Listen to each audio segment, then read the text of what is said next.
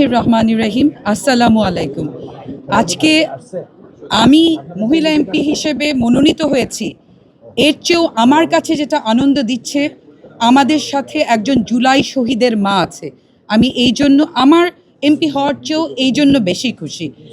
এবং আমি ধন্যবাদ জানাতে চাই জামাতি ইসলামী নেতৃত্বাধীন 11 দলীয় জোটের এই সিদ্ধান্তকে, যারা যেখানে দেশের মানুষ একটা অস্বস্তিকর পরিস্থিতিতে আছে, দ্বিধাবিভক্তি, সেখানে এই 11 দলীয় জোট প্রমাণ করল একটা ঐক্যের এবং ঐক্যের বার্তা দিল।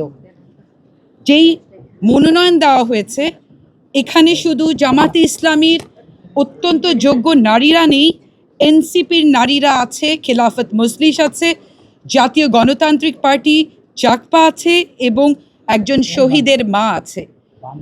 এই ঐক্য জাতিকে বার্তা দিচ্ছে দেশ গঠনে এবং দেশের সকল সংকটে আমরা ঐক্যবদ্ধ থাকব।